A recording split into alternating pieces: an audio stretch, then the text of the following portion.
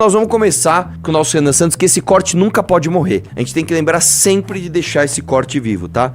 Dá play aí, vai lá. Prendeu, matou, prendeu, matou, prendeu, matou, prendeu, matou, resistiu, matou, atendeu bem, prendeu, prendeu, matou, prendeu, matou, prendeu, matou, prendeu, matou, prendeu, matou, prendeu, matou, prendeu, matou, e prende, mata, e prende, mata, e prende, e a polícia vai, plau, plau, e prende, mata, e prende, mata, e prende, vai, e aí é dezenas de milhares presos, centenas de milhares presos, vários meninos de todos os lugares, de todas as cores, de todos os credos, cometedores de crime presos, muito presos, alguns costuram bola, outros ficam presos, alguns recuperados, outros para sempre. E aí, aquele cidadão comum, o seu Zé, a Dona Maria, de todas as cores, de todos os credos, de todas as regiões do Brasil, esse feliz, é feliz. Depois de alguns meses, meu Deus, onde estava o homem que matou mulher e suas filhas com 47 ocorrências? Morreu, veio a óbito. E onde está o ladrão do celular? Morreu, é muito bom. Morreu, veio a óbito. Onde está o homem que matou o ciclista ali em São Paulo? E prendeu, matou. Muito bom. Esse corte não pode morrer, tá? Esse é o corte que não pode morrer e nem ser preso. Ele tem que estar solto e vivo, né? Vamos lá? Beleza. Vamos lá. Esse vídeo, eu comecei aqui com algumas pautas sérias no começo, mas vamos dar uma olhada nisso daqui, ó. Cara, isso aqui é um tapa na cara, mas se você parar pra pensar direitinho, dá pra ficar pior. Dá pra transformar isso aqui em um chute no cu, tá ligado? Vai. Olha o valor cheio do carro. Dá pra ver que metade é imposto, correto? Agora para pra pensar comigo. Como é que funciona o IPVA? É o valor da tabela FIP vezes 4%, correto? Sim. Ou seja, se o carro custa o dobro do que tinha que custar por causa dos impostos, você concorda comigo que o IPVA custa o dobro do que deveria custar por causa dos impostos? Ou seja, um imposto alto na hora da compra, ele faz você pagar caro no IPVA? É imposto sobre imposto, Sim. Pô. Esse lugar é o manicômio, pô. É o manicômio. Aqui é o Gostil, o Chipanzil. Chipanzil. É o lugar de milionários, pô. É Milionários, verdade. onde um pobre paga 100 mil na porra de um carro merda, todo de plástico, pô. Esse lugar é extremamente amaldiçoado e tem gente que pede mais Estado.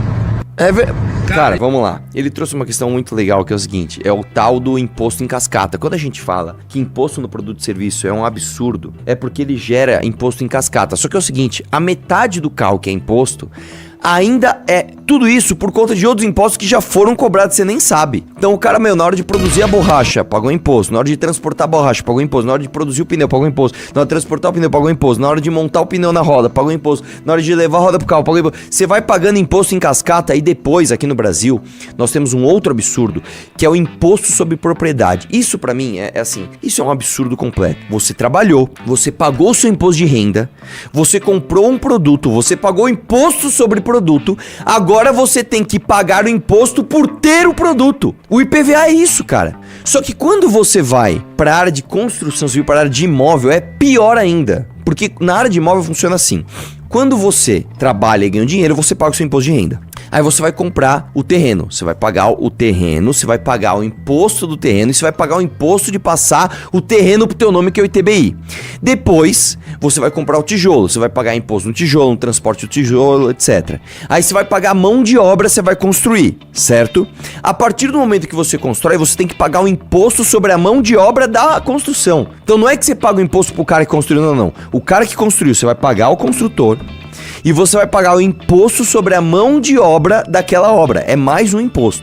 Depois que aquilo tá pronto, então você pagou tudo isso, você vai transferir a obra pronta para outra pessoa que vendeu a casa, que comprou a casa, etc. Você vai pagar o ITBI de novo, que é outro absurdo. Você vai pagar o imposto sobre transmissão de bens imobiliários.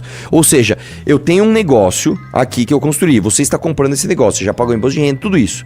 Só para passar, o negócio não sai do lugar. Só para ele não ser mais do João e ser do José, você paga o imposto sobre a porcentagem do valor daquilo. Qual o sentido disso? Se eu construir uma casa que custa 1 milhão, se eu construir uma casa que custa 100 mil, se eu construir uma casa que custa 50 milhões, por que o imposto para transmitir de um para o outro é sobre o valor daquilo? Qual o sentido disso? Quer dizer que, vamos lá, eu construí uma casa de um andar, eu vou pagar o imposto para passar ele para você, é um imposto. Só que se eu construir 2 andares, a casa é mais cara, na hora de pagar passar para você é mais imposto. Qual é o sentido disso? Se eu pintei minha casa e ela ficou mais cara, eu pago mais... Olha isso. Só que aí vem a pior parte ainda. Depois de pagar tudo isso, imposto de renda, imposto sobre produto, imposto sobre a mão de obra, imposto sobre a transferência do bem imobiliário, depois de tudo isso, se você só quiser existir naquela casa, eu só quero ficar parado aqui, eu construí tudo isso, eu só quero ficar parado nesta casa. Você não pode, porque você tem que pagar o IPTU, que é imposto sobre a propriedade. Você paga o imposto por ter aquilo. Cara, onde já se viu isso, brother? Eu já contei a história de um grande amigo meu, cujo pai tá com mais de 80 anos. Ele falou, vou me aposentar, vou trabalhar pra caramba, vou construir aqui um prédio e eu vou viver de renda do aluguel desse prédio. Ele construiu um prédio aqui em São Paulo, na Cena Madureira. Ele não consegue viver de renda porque o IPTU é tão caro que ninguém tá alugando lá e ele não pode parar de trabalhar, construir outras coisas, porque senão ele vai perder o prédio dele só de IPTU que ele não vai pagar se ele parar de trabalhar. Assim, isso aqui é o Chimpanzil ou não é o Chimpanzil? Pelo amor de Deus, gente. Pelo amor de Deus. Vamos lá? Que mais? Estado indenizará aluno chamado de cachimbo de macumba por professor. A Quinta Câmara de Direito Público do Tribunal de Justiça de São Paulo fixou em R$10 mil a indenização por danos morais a estudante da rede estadual alvo de ofensas racistas em sala de aula. O professor afirmou que o aluno parecia um cachimbo de macumba. Por que um cachimbo de macumba tem a ver com a pele negra? Tem alguma cor específica de cachimbo de macumba? Que eu saiba, cachimbo de madeira, eu sei lá. E cachimbo de crack é aquele negócio meio de alumínio, não é? Uma parada assim. E o cachimbo de metanfetamina é aquele bagulho de vidro. Isso tem alguma coisa a ver com a pele negra? Deixa eu ver. Ah, tem tipo um desenho, é isso? Nos cachimbos de macumba? Você escreveu o que no Google? Cachimbo de macumba? Vamos lá. e que evitava ir para a praia para não ficar preto como ele. Ah, não. Aí, meu, não tem o que falar, né? Outras pessoas relatadas incluíram frases como não gosto de pretos pobres e burros e generalizações ofensivas aos estudantes da escola. O tribunal reconheceu a responsabilidade objetiva do Estado pela conduta do docente, que eu também concordo. Eu acho que o tribunal acertou reconhecer a responsabilidade objetiva do Estado pela conduta do docente. Eu acho que sim, o Estado tem que se responsabilizar. Você tá colocando um aluno dentro de uma sala de aula, você tem que saber quem é que tá dando aula para aquele aluno, tá? Destacando que o ambiente escolar deve ser... Agora sim, esse cara, ele tem que ser preso. Para mim, ele tem que ser preso. O cara que entra... Eu vou te falar uma coisa. Não é nem só pelo racismo, porque o racismo em si... ele já é um crime imprescritível e inafiançável, tá? Isso já é decidido, isso já é lei. Se você comete um ato de racismo, você vai preso, seu crime não prescreve, você não pode pagar fiança. E eu acho que tem que ser assim. Agora tem mais um ponto. Eu acho que uma pessoa que entra numa sala de aula com crianças e não tem o devido cuidado com aquelas crianças também deve responder criminalmente por mais uma tipificação que eu nem sei se existe, que é a falta de cuidado com a criança. Você não precisa nem proferir ofensas racistas. Se você proferir ofensa de uma forma geral do jeito errado, você marca uma criança pro resto da vida, cara. Então, próximo. Faculdade expulsa 12 alunos por foto com bandeira em alusão a estupro. Segundo a nota da instituição, mais 11 estudantes sofreram medidas disciplinares. A atlética foi interditada por tempo indeterminado. Vamos ver essa história que eu quero formar. Eu lembro que teve um caso parecido com isso. Você lembra disso? Que os caras estavam no jogo, aí eles abaixaram as calças. Você lembra uns negócios assim? Aí eles foram expulsos. Era um jogo de medicina, se não me engano, né? A Faculdade de Santa Marcelina de São Paulo, caramba, velho. Faculdade boa. Optou por expulsar os 12 alunos de medicina que fizeram uma foto segurando um bandeirão com uma mensagem de alusão a crime de este. A bandeira continha inscrição: entra, vocês entenderam, né? Escorre sangue, entra, pá, escorre sangue, né? Tá bom. Frase retirada de um hino da Atlética de Medicina, banida em 2017. A imagem, registrada no dia 15 de março, foi feita durante o evento esportivo universitário. Segundo o comunicado publicado no Instagram, o universitário dos 12 estudantes recebeu sanções regimentais que configuram suspensão e outras medidas disciplinares. A Atlética responsável foi interditada por tempo indeterminado. Ainda de acordo com a publicação, a decisão foi tomada pela primeira instância, após sindicâncias instauradas, tarará. Eu vou dar minha opinião sobre isso, cara. Eu acho o seguinte: número 1, é correto você fazer apologia ao crime, ainda que em ambiente como é que eu posso dizer? De descontração, ainda que você não esteja falando sério. Eu acho que neste caso é perigoso, e como eu falei, quando você vai falar de apologia ao crime, é uma linha muito difícil de você traçar, porque ela depende do contexto e tem de ser analisado caso a caso. Não dá pra você generalizar, não dá pra eu pegar e falar assim, ó, você não pode falar tais palavras específicas em tais ambientes. Fica genérico isso, né? Fica genérico. Você tem que analisar o caso, o contexto do caso, etc. Pra mim, isso configura sim apologia ao crime. Eu acho que essas pessoas deveriam sofrer uma punição, sim. Eu não acho que isso deveria ser permitido. Porém, eu acredito que a expulsão da universidade é demais. Por quê? Quando você trata de jovens universitários, cara, você tá falando de uma galera que tá na adolescência. Você nem chegou na vida adulta ainda. E a adolescência é uma fase de experimentações. É uma fase que você vai extrapolar limites, você vai testar, você vai esticar a corda até ver pra onde você pode chegar. E é relativamente normal que em ambientes de descontração, em ambientes onde o objetivo daquele ambiente é justamente você testar limites, que eventualmente um passe, outro não passe. Isso deve ser reprimido e direcionado e educado através de sanções. O que eu acho que a expulsão é demais. Porque um moleque, eu nem sei quantos anos tem essa galera, tá? Mas vamos supor, eu entrei na faculdade com 17 anos. Imagina que um moleque de 17 anos, mano, o cara estudou pra caramba, o cara se ferrou pra passar no vestibular de medicina em Santa Marcelina, cara. É medicina, né, o aluno? Cara, o cara estudou demais, cara. O cara dedicou a vida dele, o cara fez cursinho, é um investimento, cara. Não só dele, mas dos pais, da família. É um sonho que o cara vai realizar. E o cara entra, puta que legal. Aí o cara faz uma cagada de segurar essa faixa. Ah, tá os brothers lá, demorou, vamos segurar a faixa aqui, pum, tira a faixa. Puta, aí você perde tudo isso de uma vez. Aí eu acho que é demais. Eu acho que o cara tem que sofrer uma suspensão, o cara tem que sofrer uma multa, o cara tem que sofrer, você vai fazer um vídeo se retratando, pedindo desculpa, falando que isso não se faz, etc, pra você servir de exemplo pra outros alunos. Ok, faz. Pô, cara, fiz cagado, isso não deveria, tal. Inclusive, que sirva de exemplo para outros calouros, para outras pessoas. O ambiente universitário permite brincadeiras, mas essa foi demais. Não façam mais isso. Isso não é legal, legal, você vai servir de exemplo. Agora, você destruir a vida da pessoa, porque isso destrói a vida da pessoa, irmão. Você estuda pra caramba, passar na faculdade de medicina, você investe dinheiro, tempo, tua família olha pra você com orgulho, aí você faz uma cagadinha dessa e perde tudo, né? Eu acho demais. Ah, então pode permitir? É óbvio que não. Isso não deve ser permitido. Isso não deve ser permitido. Agora, eu acho que a punição tá demais, cara. Eu acho que tá, a galera tava assim, apagou, entrou. Eu não sei se é... Eu não conheço escândalos de corrupção ou de falcatrua no vestibular da Santa Marcelina. Eu não conheço. Pelo que eu sei, é mérito mesmo. Você tem que estudar e tem que passar, né? E, pra começar bem o nosso pré-feriado, dá uma olhada nessa notícia aqui, ó. Pastor de 15 anos que se diz profeta é proibido de pregar e suspende a agenda. O conselho tutelar proibiu ele de pregar, o que demorou, inclusive, né? Não, uma criança de 14 aqui, agora ele tem 15. Uma criança de 14 anos não pode sair enganando otário. Muito bom, tamo junto. Vamos lá, próximo. A gíria da favela precisa estar dentro dessa empresa. E não é porque o menino numa entrevista fala uma coisa na qual a empresa não entendeu que ela precisa excluir o menino Pausa ou a aqui. menina daquele cenário. Basicamente ela tá falando assim, você vai fazer uma entrevista de emprego. O senhor se sente qualificado pra essa vaga? Tá ligado? Como é que o fala mesmo? Ainda. Tá ligado, pai? Ainda, mano, chega de pantufa no bagulho, tá ligado? Lógico, não, claro, esse cara está amplamente qualificado pra esta vaga. Vai lá. Cenário de conseguir participar de uma entrevista de emprego e estar ali participando daquele time que integra a empresa. Então, o grande desafio não é capacitar a favela, é também qualificar, mas é fazer as empresas entenderem se elas querem diversidade, inovação, elas precisam estudar sobre o vocabulário da favela. Pausa aqui, deixa eu falar uma coisa, minha querida. Você tá misturando conceitos. Uma empresa quer diversidade?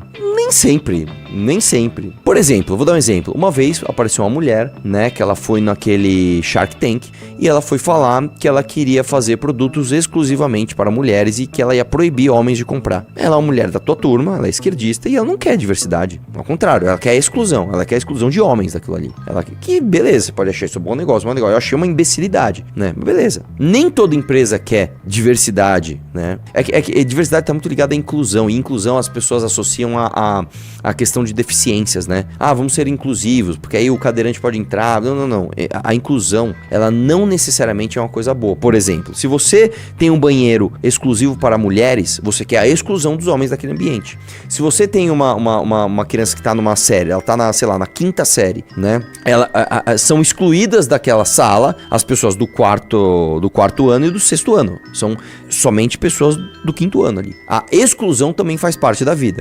Diversidade não é um valor valor. Diversidade não é uma coisa boa em si. Diversidade pode ser bom, mas também pode não ser bom, né? Por exemplo, eu lembro, uma coisa, nossa, uma analogia idiota. Eu lembro que eu assisti um filme que chamava Jack, né? Que era com o Robin Williams, e basicamente ele separou as balinhas de goma vermelha pra dar de presente pra professora, né? Então ela não queria diversidade. Eu tô dando um exemplo idiota. Ah, balinha, não, eu não quero a diversidade de cores nas minhas balinhas. Eu não gosto de balinha de limão, de uva, não. Eu só gosto de morango. Você não quer. E as empresas, às vezes, elas optam por nichos de mercado que não querem diversidade. É ao contrário. Às vezes eles querem o contrário. Às vezes eles querem até uma padronização, né? E mais, existem nichos de mercado que cobram pela exclusividade. Por exemplo, se você vai comprar um relógio daqueles, né? Que eu, pessoalmente, acho uma imbecilidade comprar um desse. Mas se você vai comprar o famoso Patecão, comprar um Patecão, que é o Patek Philippe, eles não querem diversidade. Não, eles querem pessoas muito ricas, membros da elite e que tenham um certo comportamento de elite.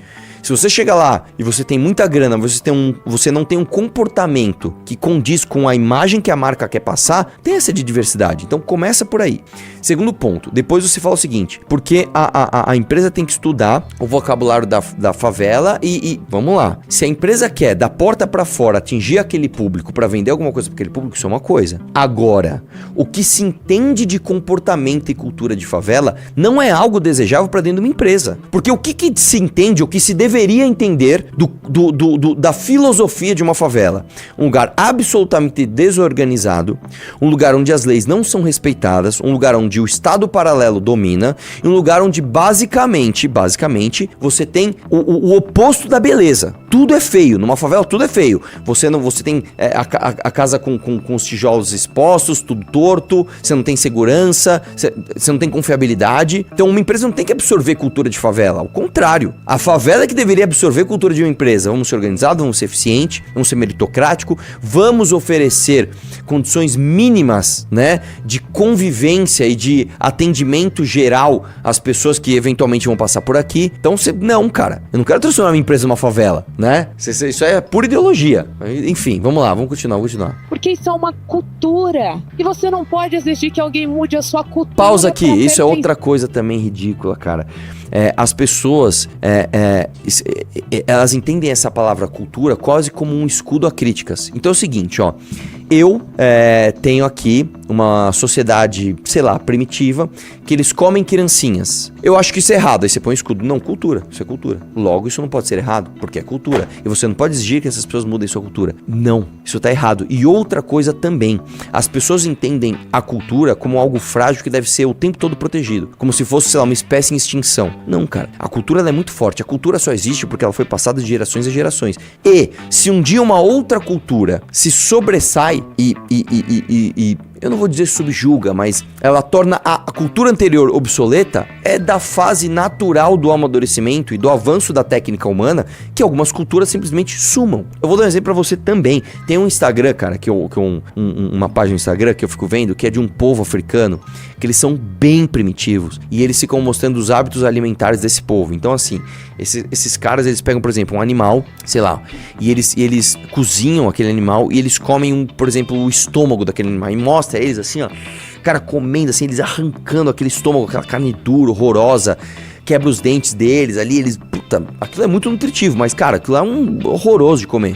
Se você apresentar para essas pessoas alimentos melhores e mais fáceis de serem produzidos, essas pessoas vão abandonar imediatamente o consumo desses estômagos horrorosos, com uma textura nojenta. Ah, não, então não pode fazer com que essa pessoa tenha acesso a essa melhor alimentação, porque você vai destruir algo frágil que se chama cultura. Não, cara, você tem que dar opção pra pessoa. É isso. Se você considera ele um ser humano de plena capacidade de escolha, você não pode tratá-lo como um animal. Então para com essa história de cultura. Quando você fala assim, não, a cultura da favela tem que ser protegida, você está tratando a favela como se fosse um zoológico cheio de animais, em que você precisa de uma forma exótica, né, da sua superioridade, porque na tua casa não se parece com uma favela. Na tua casa tem ali a paredinha pintada, a janelinha bonitinha, a tua rua é uma rua larga que tem fiação, né, que uma empresa empresa foi lá e pôs, não alguém puxou um gato, certo? Tem esgoto, tem água encanada, a tua casa ela foi feita com base numa estrutura que o engenheiro calculou pra ser exata, né? A tua casa não tem cultura da favela, aí você do alto da tua casa, né, que é totalmente oposto de uma favela, você olha pra aquelas pessoas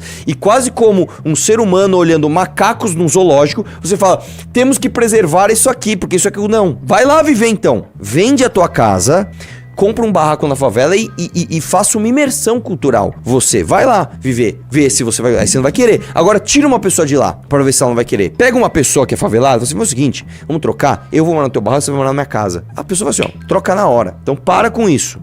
Não é cultura porra nenhuma. Não é cultura porra nenhuma. É um modo de vida errado. Você viver onde você tem gato de luz. Você viver onde uma ambulância não passa na rua pra buscar seu João que tá com crise de hipertensão lá em cima. Você vê num lugar onde a lei que funciona não é a lei do Estado, mas é a lei do crime organizado. Ah, aqui não pode usar capacete, senão você toma tiro na cabeça. Isso não é cultura. Isso não é cultura, tá? Vamos lá.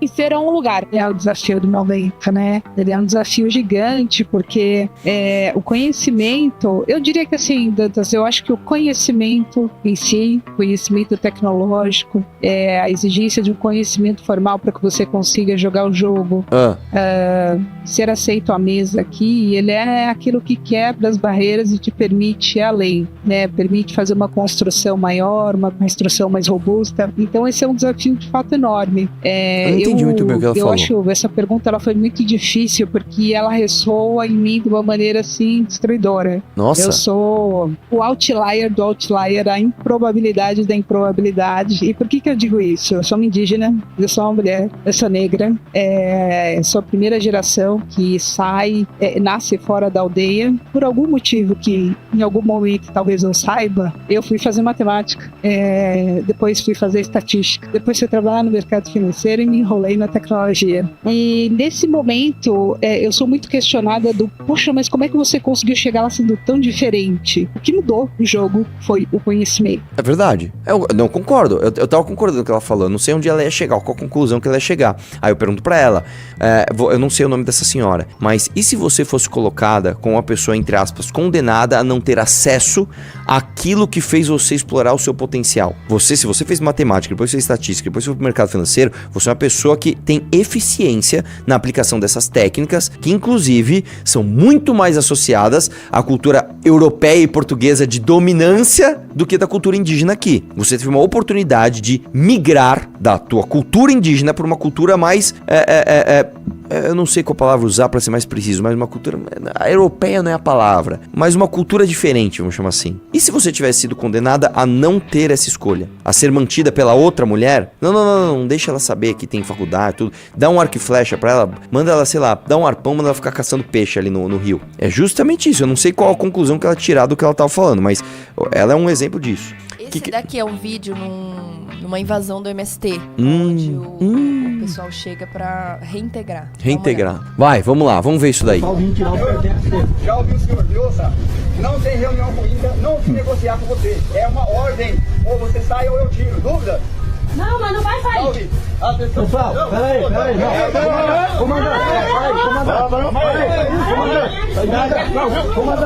Comandante, meia hora pra nós sair. Meia hora. Já mudou, já. Eita!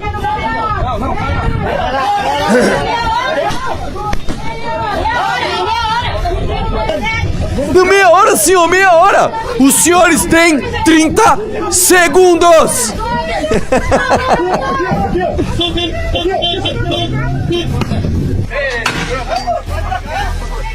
Mano, eu amei esse vídeo. Eu queria, eu queria encontrar esse comandante pra dar um abraço nele, dar uma camiseta pra ele, prender uma matou. Isso é o que deveria acontecer. Irmão, deixa eu te falar, nós não viemos negociar. Ou você vai sair ou você vai... Nós não vamos sair. Pelotão, não, meia hora, senhor! Meia hora, senhor, meia hora, senhor! É igual a invasão lá do Algabenário, lá do prédio de São Caetano. Que, aliás, você não foi, né, no dia da reintegração, né? Mas não teve nada, né? Não teve nada. Teve basicamente isso. Não, vamos negociar, irmão. Você vai sair ou não vai? Não, tá bom, a gente vai sair, Você tem duas opções, ou você sai ou eu te tiro. Exatamente, ou você sai ou eu te tiro, cara. Vai, vamos lá. Assim, alguém, por favor, envie os abraços fraternos do Arthur Mamãe Falei pra esse comandante. Obrigado, comandante. Que você faça mais esse tipo de coisa, tá? Se o Brasil fosse assim, não ia ter essa palhaçada de invasão, tá? E digo mais, outra coisa, tá?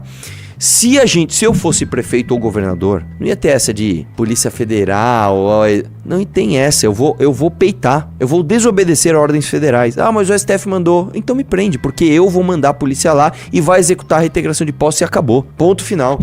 Quero ver prender um governador, quero ver prender um prefeito, tá? Vamos lá. E aí, meu irmão, eu vou te falar uma coisa. Uma das coisas que a gente fala do povo brasileiro, né, é que o brasileiro é muito engenhoso, né? Eu lembro que tem um Reels, eu lembro que na época do Facebook isso rodava, né? Isso rodou na época, eu vou te falar, isso rodou via e-mail, depois ele rodou via Facebook, e agora no Insta eu até vejo um ou outro rodando isso daí. O cara que inventou o carro a água, e aí mataram ele, vocês já viram essa história, né? Que é puta mentira, velho, né? Então que o Brasil, irmão, a NASA tem que estudar o brasileiro, porque, o brasileiro, nossa senhora, se você desse condição, mano, a gente aqui ia ser, não é, velho, não é. Deixa eu te falar uma coisa, o engenheiro alemão, o engenheiro japonês, os caras quando eles fazem essas coisas, eles estão anos na nossa frente, tá? Os caras são muito superiores a gente. Eu sei porque, cara, eu sou apaixonado por engenharia, eu fiz engenharia, vou te falar, o Brasil tem muitos talentos, muitos mesmo. Nós somos realmente muito bons em algumas coisas, só que a gente mata esses talentos e a gente expulsa esses talentos daqui. E aí, o que sobra? Sobra a imitação do talento. Sobra aquelas pessoas que eles acham que tem talento, mas não, eles são só pessoas que fazem uma gambiarra aqui, outra ali, acham que, tipo assim, esses dias eu lembro que tinha um compilado de memes, tá falando que o brasileiro é um povo engenhoso, e não é porra nenhuma, tá? O brasileiro, e aí tinha essa exposição que eu queria ir, que basicamente era uma exposição de como o brasileiro, sei lá, fazia coisas geniais, e era tipo basicamente exposição de gambiarras, e tinha umas fotos, eu lembro que tinha uma foto específica, que era uma Kombi, que o para-choque tava caindo, aí o cara pegou o para-choque e amarrou um arame, e, tipo, não, isso é ser gênio, não, isso não é ser gênio, cara, isso é uma bosta, né?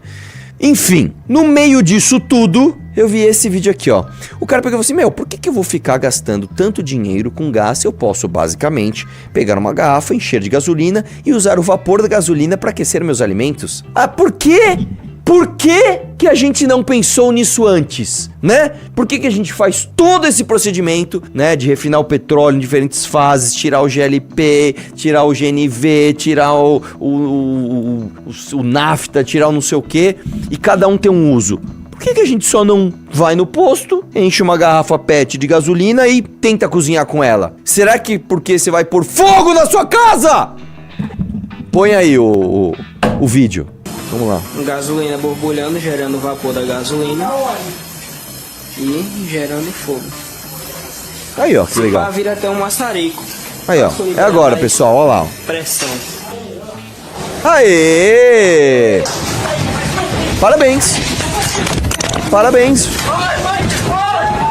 Corre, mãe, corre! Eu acho que um jeito certo de você experimentar uma nova coisa com fogo, tipo assim, vamos experimentar uma nova coisa, vamos esperar logo, vamos experimentar dentro de casa, com a minha mãe dentro da casa. Eu acho que é um ambiente bacana, é um ambiente seguro pra você fazer experiências com gasolina, né? Eu vou te falar, quando eu era moleque, eu tinha, sei lá, devia ter uns 11 anos. Eu já contei essa história aqui. Tinha um moleque, era o Rafael Barata, que esse moleque era louco, velho. Ele era louco, ele era foda. E um dia a gente ficou fazendo experiências com álcool. Vamos pôr álcool e pôr fogo nas coisas? Vamos. E a gente falou, cara, como é que a gente faz pra pôr mais fogo em mais coisas?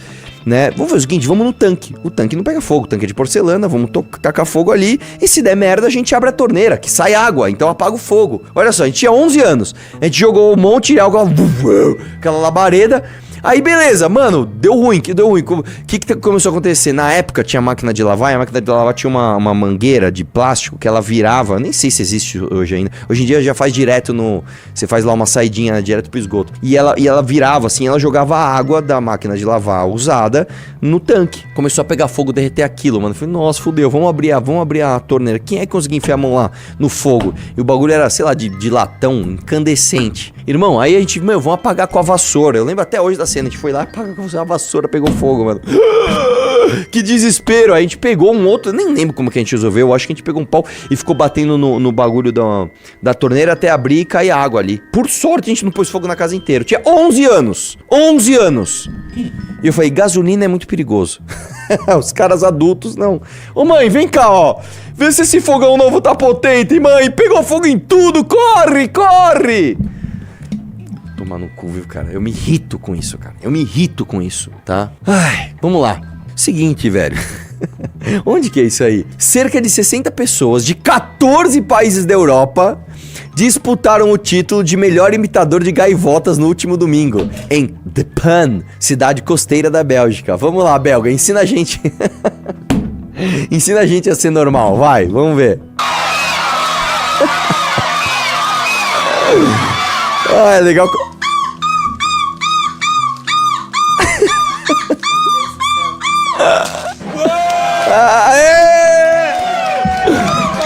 Eu gostei da terceira. A terceira apareceu mesmo.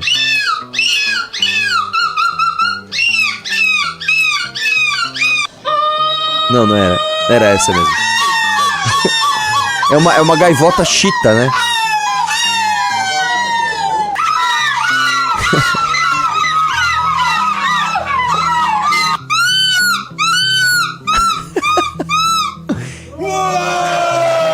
O cara ficou impressionado.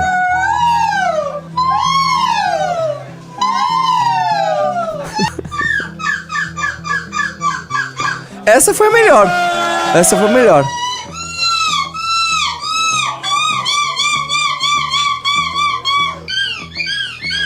Essa ficou perfeita também.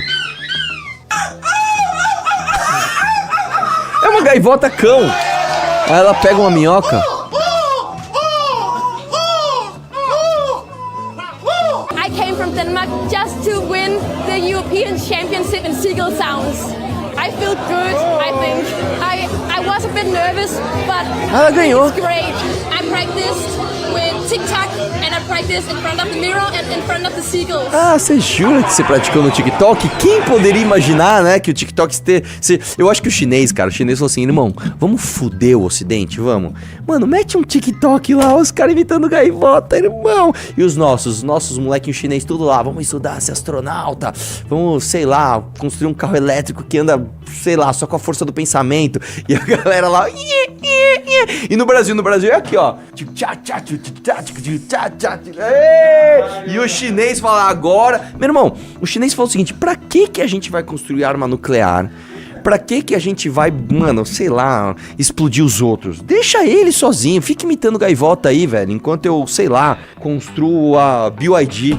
É isso, velho. O chinês... Irmão, eu vou falar, cara. Eu vou fazer aquelas operações, tá ligado? Que deixa a cara assim, ó. E vou comer... Nike choque original. Vou ficar disso porque a hora que a China dominar o mundo, velho... Eu não quero ser o Arthur Duval. Arthur Duval, né? Eu vou ser sei lá o que, cara. Eu vou ser outra coisa. Ai... China, eu amo vocês. Vamos lá. Corte do Felca. Sabe que é isso? quanto que eu fui oferecido já pra divulgar? O quê? No papo reto mesmo. No papo reto? 1,5 milhão por mês. 1,5 milhão por mês? 50 milhões. Jura por Deus? É, e eu recusei. 50 milhões? É mas mesmo? aí, caralho? Eu sou grande. Não, eu sou você grande é pra caralho. Mas 50 milhões? 50 milhões que tu recusou? É de cassino, né? É, cassino. Eu recusei. Não, um mês não. Era um contrato de mais ou menos 3 meses. Ah, tá. 3 velho. meses. Não era por mês. 3 meses. Caralho. 15 milhões por mês. Você ia Eu ganhar recusei. 15 milhões por mês e recusou. Então, deixa eu falar. E eu recusei. E eu vou falar uma coisa pra vocês. Eu pensei o seguinte. Eu sei do que se trata os jogos de azar. Eu estudei isso. Fala pra mim qual plataforma é que eu vou chegar lá pra me oferecer. Eu estudei isso. Eu sei Pausa que aqui. jogos Deixa eu de falar azar. uma coisa. Eu não estou brincando. Eu juro por tudo. Se existisse... Como é o nome? Vamos ver se eu tô falando besteira. Quando o Homem-Aranha, ele encosta naquele bichinho, ele fica preto, que ele vira o Venom, ele é tipo uma versão má do Homem-Aranha. É isso ou eu tô viajando? Não, na verdade o Venom é um simbionte. Ah, agora você domina esclareceu. Tá, agora eu entendi tudo. Obrigado. Ele, Irmão. ele domina, ele meio que se funde ao Homem-Aranha. E aí Então, o Venom é... Mas ele não é independente? Ele é independente, mas aí quando ele se funde com o Homem-Aranha fica meio... Eles meio que se misturam, Entendi. entendeu? E aí ele fica meio mal. Ah, entendi. Então, entendi. Simbionte que ele faz simbiose com o Homem-Aranha. Mas ele não vive sem o Homem-Aranha ou ele vive sem o Ele Homem-Aranha? vive também, mas é que eles precisam de um... Eles ficam De um período hospedeiro, muito vamos curto chamar assim. Sem hospedeiro, eles precisam de um hospedeiro. Não é hospedeiro porque senão ele seria um parasita. Ele precisa de um simbionte. Isso. Tá? Você estava precisando das suas palavras. Então vamos lá. Por que eu falei isso? Ah, lembrei. Se eu fosse tipo assim, a virada de chave da picaretagem, como eu faria? Eu já falo pra você aqui.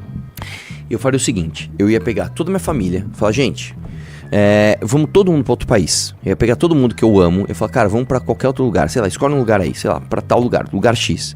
Aí eu ia pegar, eu ia ficar um ano, sendo o mais caricato dos picaretas, vendendo cassino pra, assim, o que eu ia prejudicar de gente, porque eu ia vender cassino demais, eu ia falar, cara, cassino é a vida, eu ia fazer mamãe falei com as pessoas que não jogam cassino, sabe, tipo assim, eu ia estourar, eu ia ganhar, eu consigo, eu não tô mentindo, eu consigo estimar que eu conseguiria levantar os 50 milhões que ele falou, eu não consigo em 3 meses, mas em um ano eu levantaria 50 milhões de reais. 50 milhões de reais são quase 10 milhões de dólares. 10 milhões de dólares. 10 milhões, tudo bem, 50 milhões de reais, você fala, tudo bem, mas 10 milhões de dólares, você se aposenta em qualquer lugar do mundo se você não for burro. Com 10 milhões de dólares, você não é trilhardário ao redor do mundo, você não vai sair ostentando Ferraris por aí. Mas com 10 milhões de dólares, você nunca mais trabalha. Se eu tenho 10 milhões de dólares, tô com 10 milhões de dólares, cara, você distribui os seus investimentos ao redor do mundo de uma forma inteligente, não, você tá bem, você nunca mais você precisa acordar cedo, você nunca mais precisa fazer nada que você não quer, você vai ter uma vida confortável sem trabalhar. Então, sei lá, vamos supor que eu escolhesse morar nos Estados Unidos, eu com 10 milhões de dólares, cara, você compra, sei lá, eu compraria, tá? Uns 5 milhões de dólares só em imóveis, eu colocaria 1 milhão de reais, 1 milhão de dólares em alguns fundos muito conservadores, eu não gosto de ações diretas, eu investiria lá, eu colocaria mais 1 milhão de dólares espalhados em outras coisas um pouco mais arriscadas, colocaria mais 1 milhão de dólares em outras coisas menos arriscadas, mas ao redor do mundo, e com o restante eu iria investir na minha própria casa, né? Não, nem precisa tudo isso, mais 1 milhãozinho de dólares, você compra uma casa legal, um apartamento legal, tal, e pronto. Se eu fosse dar all-in, tipo assim, no fodam-se os outros, eu vou pensar só em mim, eu faria isso, cara. Por quê? Porque o Brasil é um terreno muito fértil pra quem quer ser picareta. E eu vou te falar uma coisa, você não fazer essa escolha, você não sabendo, porque uma coisa é você recusar algo que você não consegue. Então, por exemplo, você recusaria, sei lá, 200 milhões de dólares pra... Não, eu recusaria. Tá, mas ninguém vai me oferecer 200 milhões de dólares pra nada. Agora, 10 milhões de dólares, 50 milhões de reais ou 60 milhões de reais, eu conseguiria levantar em um ano fazendo isso. É uma possibilidade real pra mim. E com esse grupo aqui a gente faria muito mais. Se a gente juntasse eu, Renan, Kim, Pedro, Alexandre, Guto, Renato, Amanda, vamos ser picareta, vamos roubar o brasileiro burro e vamos pensar só na gente, se explodir bomba a gente sai daqui? Dane-se, a gente queima nosso filme total e a gente vai embora daqui, a gente levantaria muita grana, tá? Então, por que eu tô falando isso, cara? Eu quero que você sempre reconheça que a galera aqui, irmão, cara, faz essa escolha todos os dias. Eu não vou ser um picareta. Eu vou abrir mão das coisas mais incríveis pra ser um cara sério, tá? Vamos lá? 50 milhões compra minha consciência, sim ou não? Não, eu recusei. É isso. Mas cada um é cada qual, cada um faz o que quiser com as suas influências. Nossa, minha consciência dá uma coçada. Muita gente vai burro e tudo mais. Eu durmo bem com a minha consciência, isso que importa. Cada um tem a sua consciência, o seu caráter, a sua percepção e a sua verdade. Eu sei que quando eu anuncio aposta, eu não tô anunciando pra Luquetas nem pra Caju. Eu tô anunciando pra um arrombado, pra um cara ferrado, que pega ônibus das 5 da manhã até as 20 da noite e vai acreditar numa esperança de ganhar um dinheiro, cara. E esse cara, o Brasil é um país que não é a classe A, é a classe S que é a maioria. O Brasil é um país que a classe C e D é a maioria. Quando eu divulgo a aposta, eu tô comunicando com esse público. Por que você acha que o tigrinho não é horizontal, é vertical? Porque as pessoas que estão da classe C e D, elas não têm computador pra usar na horizontal, elas têm celular pra usar na vertical. E não é um iPhone, é um Nokia, é um Samsung. Tigrinho já deu maior prejuízo, eu tô bolado, vocês de nugget. Sabe quanto que eu fui oferecido já pra divulgar? Eu posso falar? Isso não é fanfic não. Cara, pausa aqui. Quando você pega os valores que os caras oferecem de aposta, isso nas antigas, quando você ainda tinha alguma transparência, os valores eram esses, cara. Os valores eram esses. É tipo assim, 10 milhões, 20 milhões, 30 milhões. O cara não compra tua consciência com, mano, vou te dar aqui 100 conto. Não, velho. É casa de R$1 milhão, velho. E hoje os caras estão ainda maiores. Os caras estão ainda maiores. E digo mais ainda, os caras precisam usar hoje toda a influência que eles podem, porque daqui a pouco alguém vai acordar e vai fazer um projeto de lei pra acabar com essa bosta, né? Então os caras precisam arrancar o dinheiro do pobre agora. Então os caras estão investindo, os caras estão no all-in, velho. Né? É isso aí.